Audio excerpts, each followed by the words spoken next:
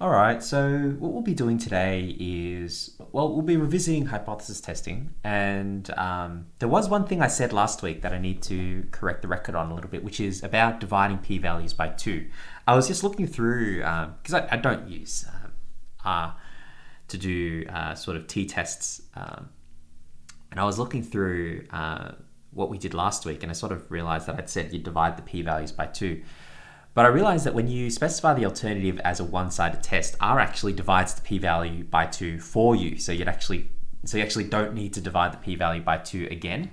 That's just something that I'll sort of touch on a little bit later when we do the one-sided tests. But I thought I'd just point that out because that was something that I only figured out recently.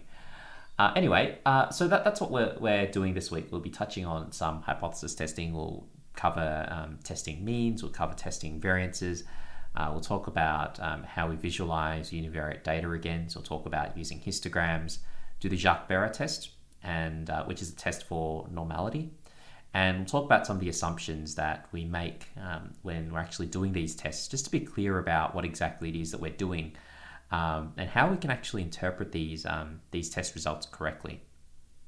So what I want to do first of all, I guess, is before we get started on actually doing the work in R, what I want to do is just have a look at the data file that we're working with this week and make sure that we're really up to snuff with what is in this data file. So let me switch you guys over to here.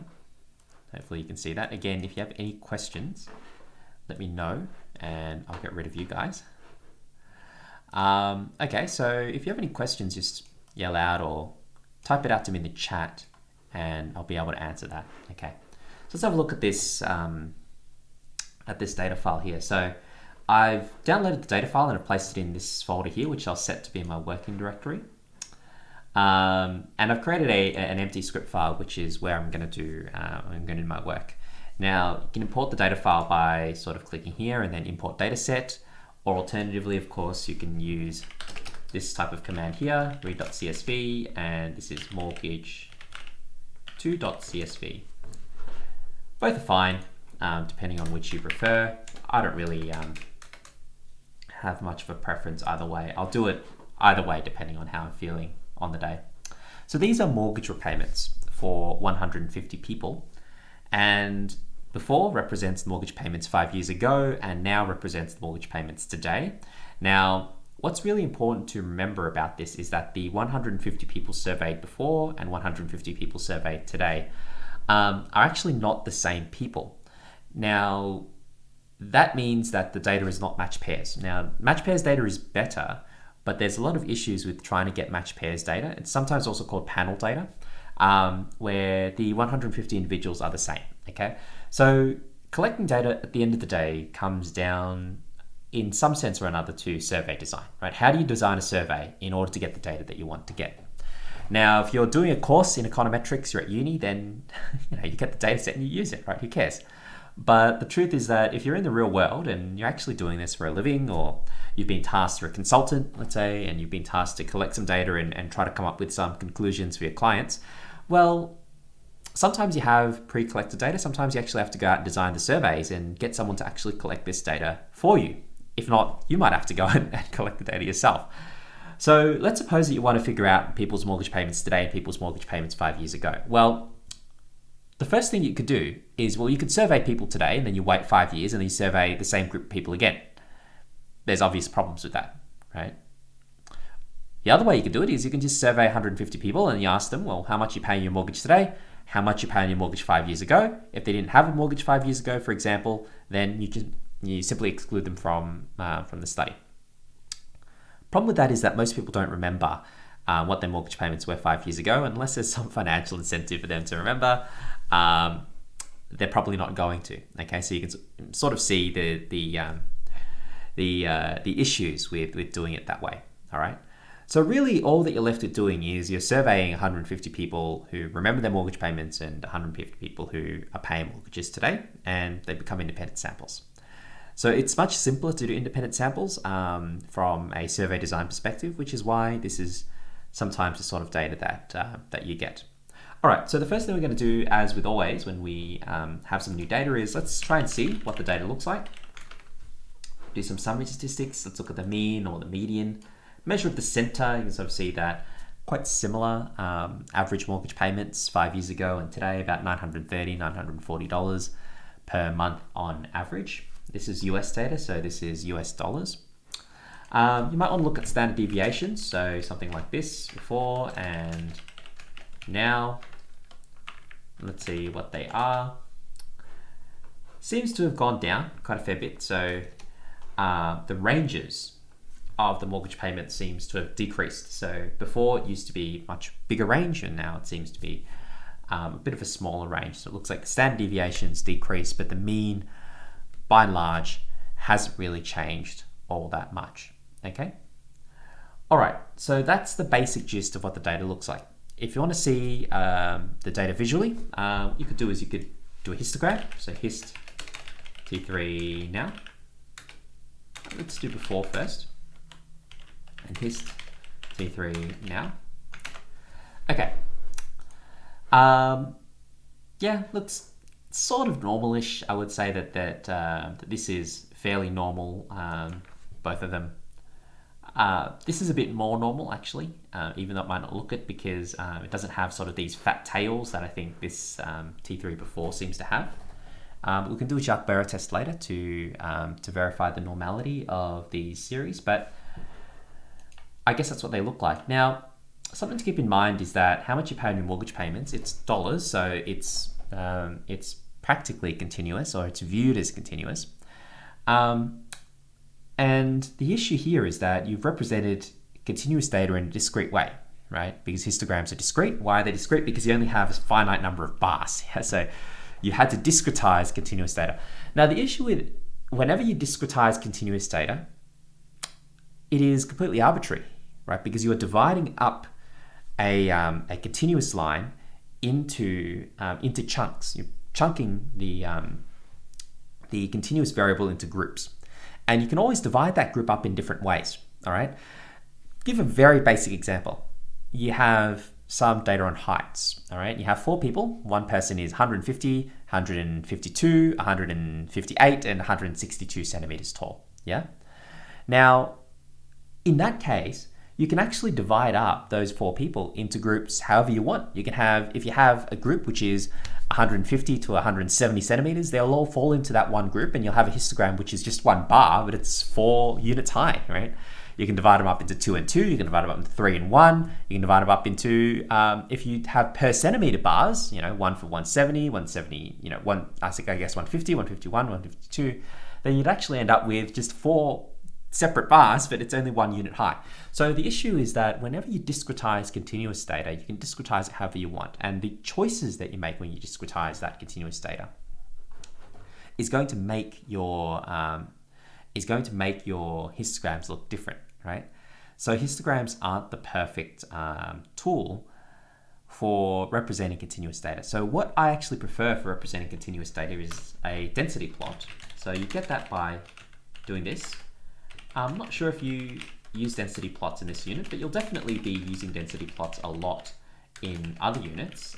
So for example, if you decide to do more econometrics, you'll definitely be using density plots. And they're sort of more like a smoothed out histogram, okay? So they don't suffer from the same sort of arbitrary binning, I guess is the right word, that histograms have. So, you know, it's smooth, okay? All right, there's a question in the chat. Grab my email. Okay.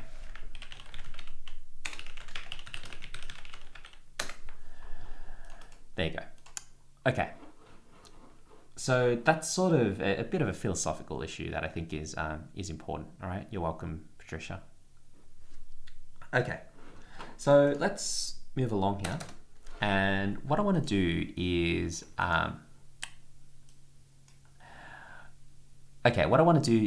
to cover some hypothesis testing, which should be revision basically, and then we'll cover some new stuff, okay? All right, so what are we going to start off by doing? Now there's part A, B, and C questions, okay? What I'll do is I won't cover part A, but I'll sort of bring up the results of part A whenever I need to in order to answer the questions from part B. So you can sort of see that the A questions and the B questions are somewhat related, okay? So the first thing we're going to do is we're going to do a hypothesis test for mean equality. Now, it's now versus before, and you're doing an upper tail. So basically now is greater than before. And you're going to assume equal and unequal variances. Now, because the sample sizes for both are actually the same, and we'll prove this later, both tests are going to give you the same results, okay? It's only when you have different sample sizes for the two groups that equal and unequal variances will actually matter.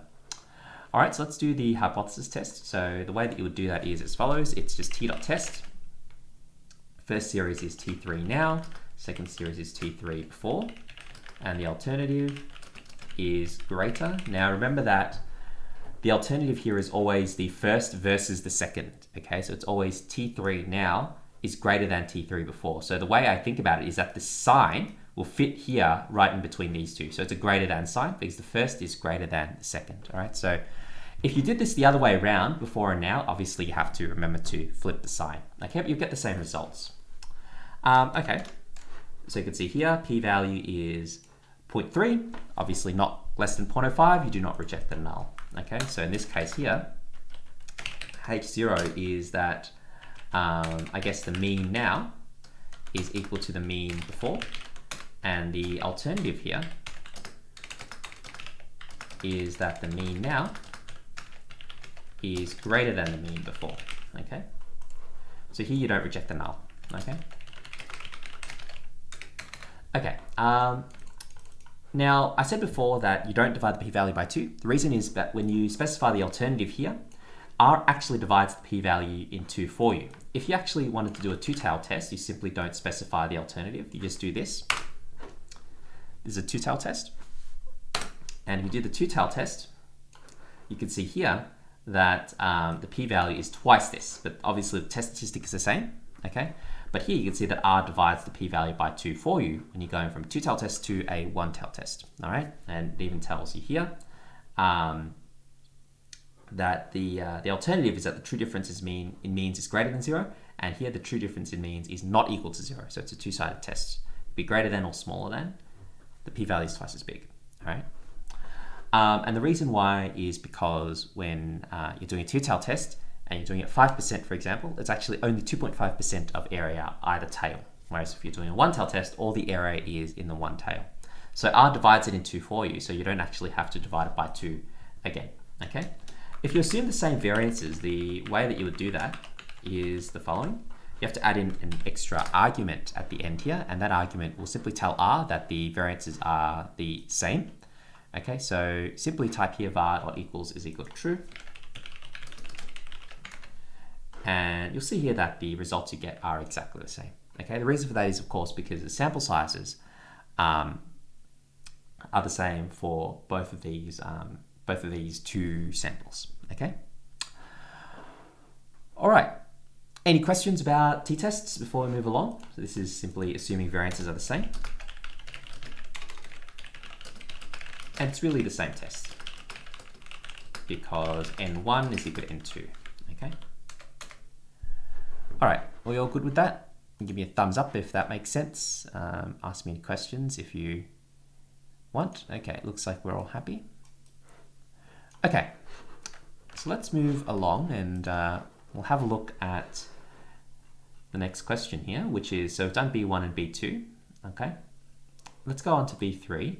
And we're going to be testing if the series are normally distributed. Now, we'll test it at 5% and 10%. The only difference is that you're comparing the p-value to 0.05 here, comparing the p-value to 0.1. Okay, so it's fairly straightforward to do the test either at 5% or 10%. So this is a Jacques-Barré test. So you need to, in order to understand what a Jacques-Barré test is, you need to understand a little bit about the normal distribution. The first characteristic of the normal distribution is that it's symmetric. Okay, so the skewness is equal to 0. Skewness means that is there a skew or a tail to one particular side. Okay, skewness is equal to 0. So it's symmetric. And number 2 is that the kurtosis, which is a measure of, it's not really a measure of how fat the tails are. Kurtosis is, well, it's described as many different things. but it's really the variance of the variance. So it's sort of, you can think of it as a higher order variance, right? It's a very abstract concept, I understand, but ketosis is really whether the points that are far away tend to be really far away, or whether the points that are far away tend to only be a little bit far away. Okay. So with the ketosis, that's actually equal to 3 for a normal distribution, okay? So if you have skewness is equal to 0, ketosis is equal to 3, that's a normal distribution. So the Jacques-Barré test tests whether a series is normal. Now, this is also an introduction to using packages in R. So one of the greatest things about using R is that for almost everything that you want to do, there should exist a package for it. And someone else has probably done it before and written a package and published it, and it's free to use. So the great thing with R is that you can download these packages and it extends the capabilities of the core R package a lot. In fact, I would say that 99% of using R is trying to find the package that you need in order to get your task done. So one of the great things about R is that you have an abundance of these packages given how popular R is. It's by far the most widely used statistical language. And because of the availability of all these different packages, it's actually fairly straightforward to get R to do a whole host of different things. Okay, so let me talk about how you use packages in R, and then we'll come back and do the Jacques-Barré test. So whenever you want to use a package, you need to install the package. But like installing a program or installing an app on your phone, you only need to install it once, the first time you want to use it. Okay. So the package that we need to do the Jacques-Barré test is called the desk tools package. So if you want to install the package, you would type install.packages, and then in brackets you would put double quotes, and the name of the package is desk tools. Okay, and you would run this command here, but you only run this once the first time. Okay, so you only run this once. Once you've run this, you can use that package forever, until you replace your computer or you reinstall your operating system or you reinstall R. Okay, so you upgrade R to a new version, sometimes you have to reinstall your packages. Otherwise that stays. It's like installing an app on your phone. Okay. Now I'm not going to run this command because I've already installed desk tools. All right. But you need to run this command once, just at the start. And then after that, to import the package, to start the package, you use the library command, which tells R to import the commands in this package as a library into your workspace. So here, I'll type in desk tools. Okay. Now, this command here, the library, you have to run every time you start R. Okay. But you only need to run it once in every session. So if you start R, you only need to run this library command once. Okay. Run that library command. You can see here, it imports the package, and you can now use it. All right. So this install.packages you only run once ever. The library you run every time that you start R. Okay, so it's like starting the package. Okay. All right. So what we're going to do now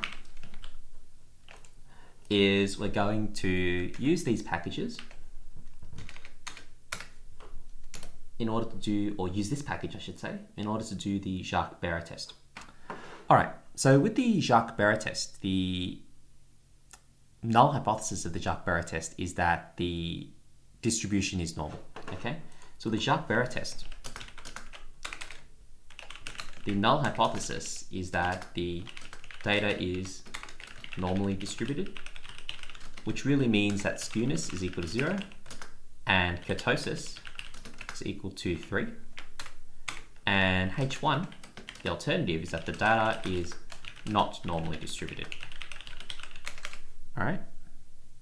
So really easy to do the Jacques-Barré test. It's Jacques-Barré test.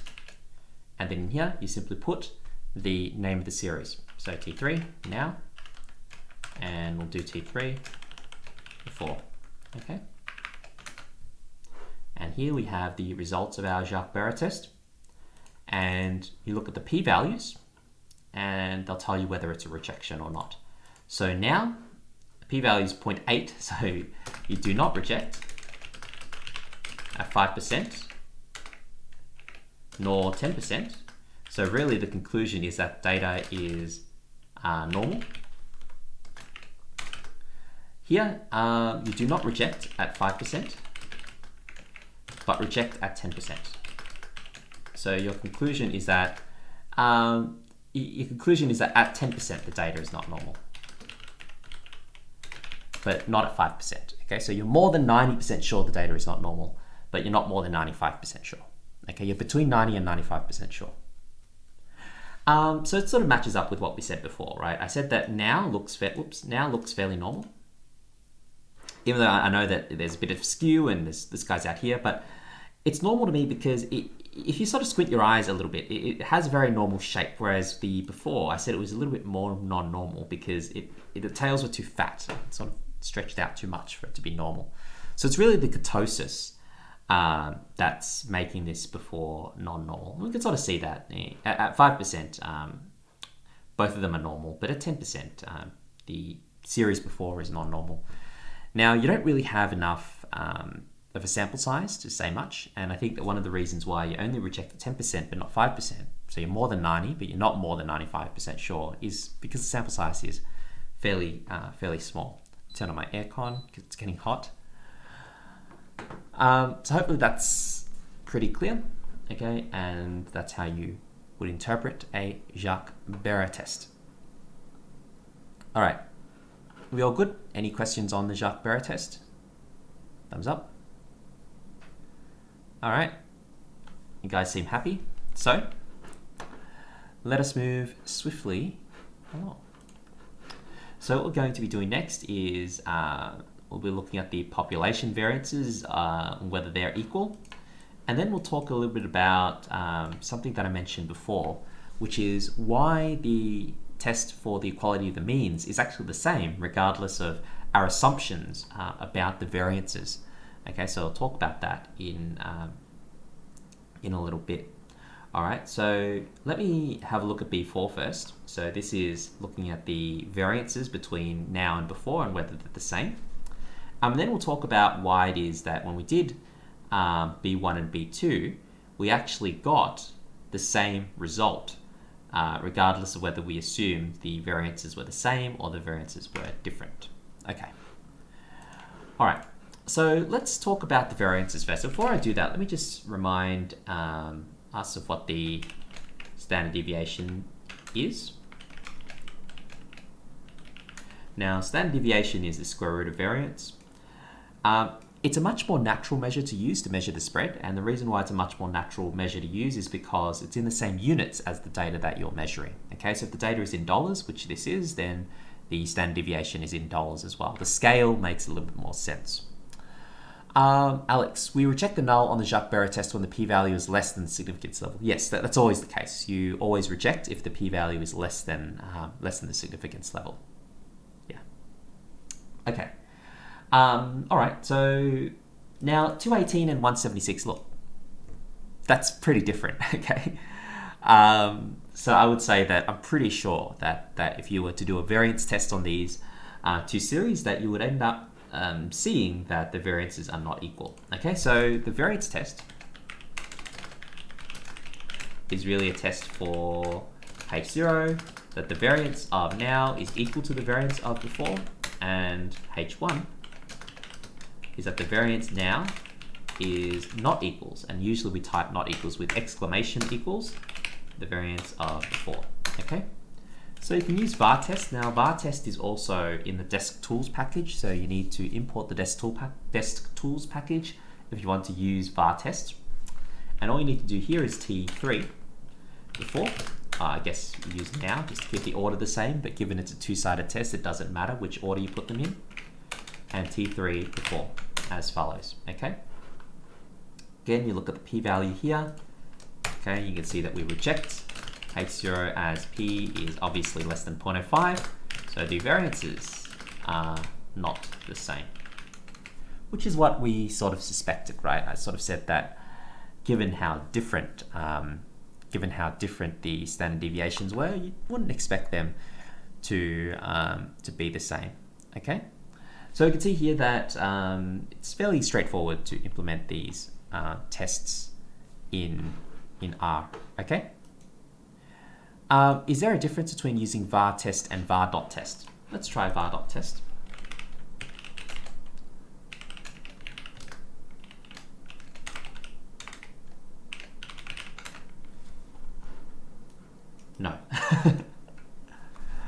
Yeah, no.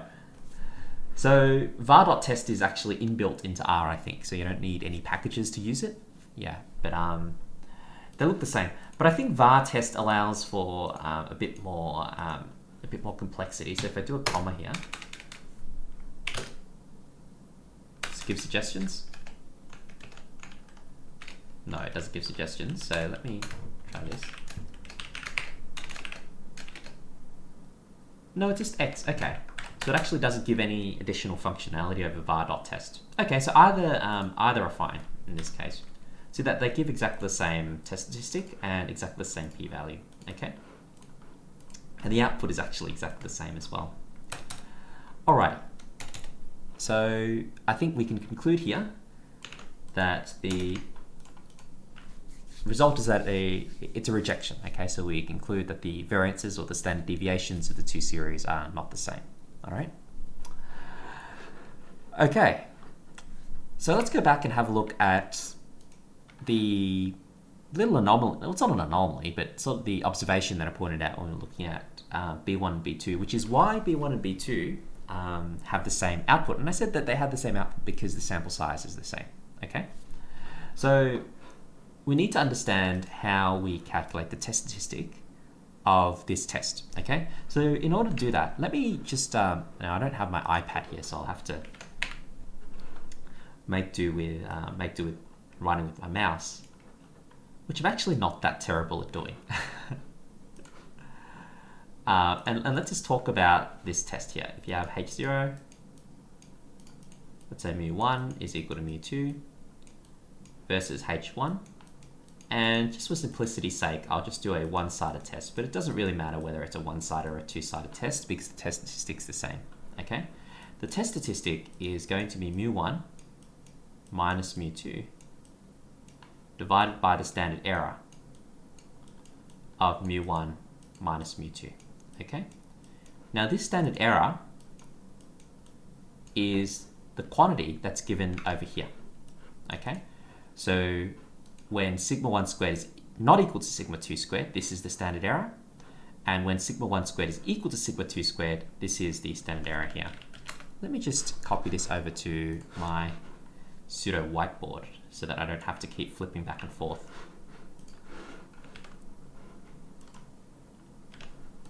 There we go.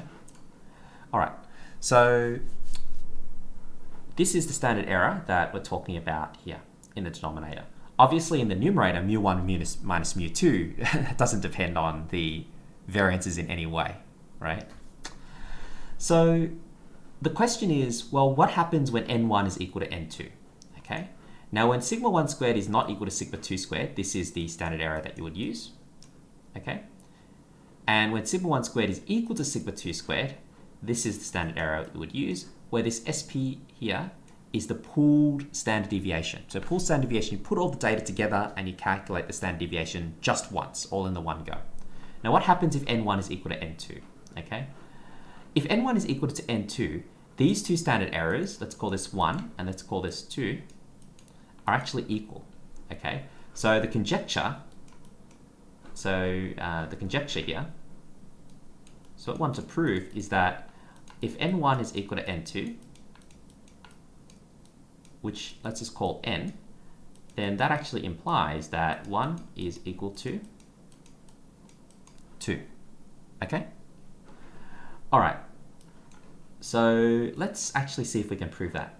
So let's have a look at 1 first. Okay? So for 1, we have standard error is equal to the square root of s1 squared over n1 plus s2 squared over n2. So if n1 is equal to n2, this is going to be s1 squared plus s2 squared all over n. Okay, there's not much else that we can do from here. Okay, let's have a look at 2 now. Okay, so with 2, the standard error is equal to SP, and we'll deal with SP in just a second. This is 1 on n1 plus 1 on n2.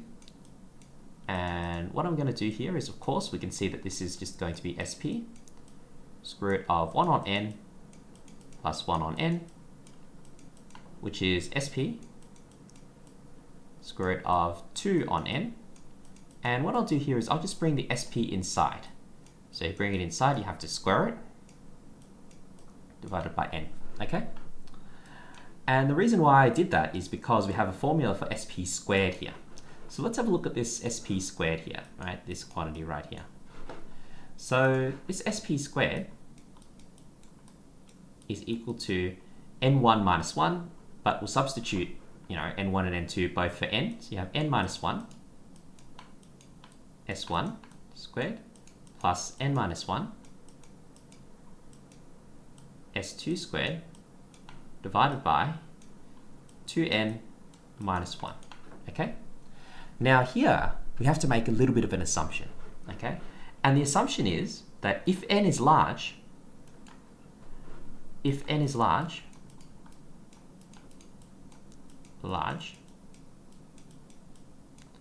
then 2n minus 1 is approximately equal to 2n minus 2. Okay? The bigger n is, the closer these two things are together. All right?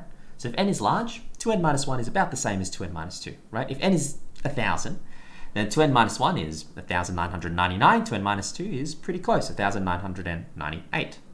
Now, of course, this is equal to 2n minus 1. And I think you guys can see where I'm going with this, right? Because if we plug this back in, we can see that here SP squared is approximately equal to n minus 1 s1 squared plus n minus 1 s2 squared all over 2n minus 1. And of course, we can all see that this will cancel out, which will make this equal to s1 squared plus s2 squared over 2. And what we're going to do here is we'll take this entire thing, which is SP squared, and we'll plug it into here, and the 2 cancels out, right? And of course, as we can see, because the 2's cancel out, both 1 and 2, in this case here, both 1 and 2 will be s1 squared plus s2 squared divided by n, take the square root, okay? So therefore, that's proven, okay? That 1 is equal to 2 when n1 is equal to n2, as we can see here, okay? All right, do you have any questions about that? Does that make sense? Thumbs up, thumbs down? Yep. I think that's terribly difficult of a proof. So it's just a little bit of manipulation, okay? And you can see that with a bit of algebra, we can show that that 1 is equal to 2. So the test statistics are going to be the same when n1 and n2 are equal and n is large, right? Okay. Let's move along and have a look at B6. B6 is fairly easy. So risk of an investment is measured by the variance of the return, or volatility of the return, sometimes it's also called. Okay, so you have these two investments, investment 1 and investment 2, and you want to see whether the risks of these investments are different, okay? Now, in order to do that, what I want to show you how to do is just how do we import this data into R, okay? Because this isn't a file, right? This is just some numbers. So the way that we would import this data into R is as follows. So if I switch over to R, let's see here, and this is B6, isn't it? Okay. Let's call this variable R1, right? And you put a C, okay? R1 is equal to C, and anything in the C is going to be stored in this R1, okay? So let me put the numbers on my other monitor so I can quite easily type them in here. So we have 12, 6, 25, minus 5, 18, oops, 6, minus 3, 10, 9, and 15 as R1. Now R2, do the same thing, we'll put the numbers for R2, 18, 0, minus 15, 32, 25, minus 20, 37, minus 15. Okay? And if I run this, you can now see R1 and R2 appear right over here. Okay? Now let's just check what the standard deviation of R1 and R2 are. Okay, 9% and 23%. Okay, so if you were to simply look at this, I think it's undeniable that investment 2 is riskier than investment 1. Okay, if these are percentage returns, then the standard deviation of investment 1 is about 9%. For investment 2, it's about 23%. So it's much riskier, okay? So you can do a variance test and make sure for yourself, all right? But just based on these numbers here, they look like they're fairly different. So to do the variance test, you can just do var test and type in R1 and R2, which are the two series that we've created. We can see over here. And if you look at the p-value, clearly the p-value is less than 0.05. Okay, so you reject the null and you conclude that the variances are not the same, right? In fact, if you do, this is a two-sided test, but you can do a one-sided test. For the one-sided test, you would actually conclude that the variance of 2 is greater than the variance of 1 because that's what the sample data says right here. Okay, so it's a rejection in favor of the variance of investment 2 being greater than the variance of investment 1. And I think that's fairly clear by looking at the series. All right. Now, I guess the second part of this is just showing how you can import data manually into R, right? We won't do a lot of that in the real world, but sometimes when you do your own surveys or you have textual data that you need to convert, this is fairly handy, right? Being able to do this. Okay, so let's just talk about what assumptions you need to make answer 1 work. 2 assumptions. The first assumption is the obvious one, which is that you need independent samples. Obviously, whenever you're doing anything, you need independent samples. And when I say samples, I mean the different observations are independent, okay? So 18, 0, minus 15, so on are independent. Now, I think it's fairly obvious why you need independent samples in order to conduct any sort of inference, because if the samples are related to each other, then any inference will not be valid, right? So if you talk about heights, for example, I'll tell you what independence means. It means that how tall person 1 is not going to affect how tall person 2 is. All right. So if you survey sort of someone and you survey someone's brother, they're not going to be independent, right? Because if someone's taller, their brother's likely to be taller as well because there's some genetic component, blah, blah, blah. With investments, returns over time are usually considered to be fairly independent because of the efficient market hypothesis. Okay, so that's that returns are unpredictable, so they're independent over time. Okay. The second assumption you need to make is that this is perhaps the more controversial assumption, is that the returns need to be normally distributed. All right. So it's not enough that they're independent; they also need to be normally distributed. And the reason why they need to be normally distributed is because of the distributional assumption you make on the test statistic when you do this variance test. When you do this variance test, this f-test, the test statistic is that you take the ratio of the variances and you multiply them by n-1. Okay, that ratio of the variances, actually for an f-test, you actually don't even multiply it by n-1. It's just the ratio of the variances, right? Or something like that. Some formula that you use. That test statistic, that ratio, and scaled by some constants, is only following an f distribution if the 2 series that you're testing follow a normal distribution. Okay. So the derivation that test statistic under the null follows the f distribution requires that R1 and R2 are both normally distributed. If they're not normally distributed, then you cannot make that conclusion. All right. So that's why you end up with those 2 assumptions. And if you accept those 2 assumptions, then you would accept the conclusion here, which is that investment 2 is fairly obviously more risky than investment 1. Okay. Alrighty, so I think that's it for this week. Some questions here in part C. These are all fairly easy to do. So use PF and QF, and as long as you enter the right numbers in the right places, you'll get the answers to this. It's fairly similar to what you did previously in part A. So there's code available on the LMS for that. Okay. Otherwise, we'll leave it here and reconvene on Friday. Any reminders? Assignment 1 is out, so time passes by pretty quickly in summer semester. So once you have the chance, please get started on assignment 1. Again, you can work on assignment 1 in teams, and I suggest that you do so just to get to know other people in the course and have someone to discuss the assignment with. That's always a good idea. If you have any questions about the assignment, I won't be able to answer them directly, but I might be able to point you maybe in the right direction depending on what that question is. All right. Okay, well, thanks for joining me. Hopefully you have a wonderful rest of your day, and I'll see you guys on Friday. There's a question about the recordings. I've been encoding the recordings. I'm trying to find the best way to do the recordings. So I'll get that done sometime over the next couple of days. Again, I'll make a YouTube playlist and I'll have all the recordings there, and I'll send around that playlist when that's done. Okay? All right. Have a lovely rest of your day, and I'll see you guys on Friday.